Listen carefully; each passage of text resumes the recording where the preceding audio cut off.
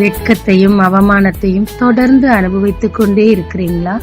கர்த்தர் இன்று உங்களுக்கு சொல்லுவது யோவேல் 2:26, என் ஜனங்கள் ஒருபோதும் வெட்கப்பட்டு போவதில்லை. மிகுந்த போராட்டத்திற்கு பிறகு மோசே தன் ஜனங்களை கூட்டிக் கொண்டு கானானை நோக்கி கிளம்பினார்.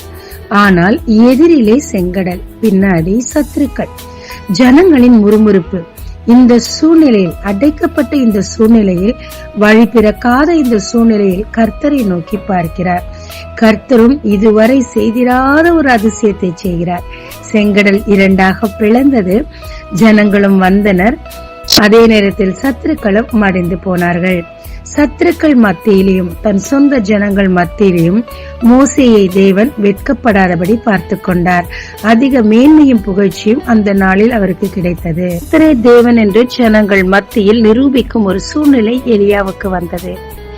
தேவனை நோக்கி அவர் விண்ணப்பம் பண்ணினார். தேவரே, நீரே தேவன், நான் உம்முடைய ஊழியக்காரன், நீர் சொன்னபடிதான் நான் செய்கிறேன் என்று இந்த ஜனங்களுக்கு விளங்க பண்ணும் என்று தேவனை நோக்கி பார்த்தார்.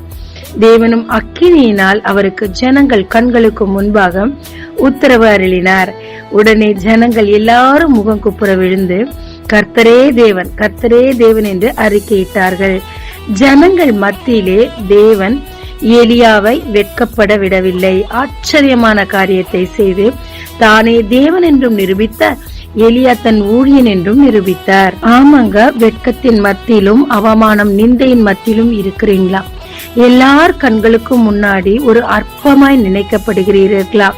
நல்ல ஞாபகம் வச்சுக்கோங்க, கர்த்தர் உங்க பட்சமாய் இருக்கிறார். யார் முன்னாடி எல்லாம் நீங்க அவமானப்பட்டீங்களோ அத்தனை பேர்களுக்கு கண்களுக்கு முன்பாக தேவன் உங்களை நிரூபிப்பார். நீங்க இனிமேல் வெட்கப்பட போவதில்லைங்க. இரட்டத்தனையான பங்கை கொடுத்து உங்களை புகழ்ச்சியும் கீர்த்தியுமாக மற்றவர் கண் முன்னாடி தலை நிமிர்ந்து நிற்க வைப்பார். ஜெபிக்கலாமாங்க.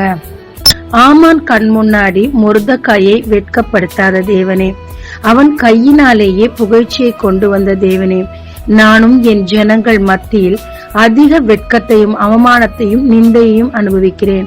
என் வாழ்க்கையிலும் ஒரு ஆச்சரியமான காரியத்தை செய்து என் நிந்தையை எடுத்து போட்டு, என் வெட்கத்தை எடுத்து போட்டு உம்முடைய புகழ்ச்சியால் என்னை உயர்த்துவீராக. இயேசுவின் மூலம் பிதாவே, ஆமென். இயேசு கிறிஸ்துவின் நாமத்தில் இந்த நாளில் உங்களை ஆசீர்வதிக்கும் ஜீசஸ் விஷன்.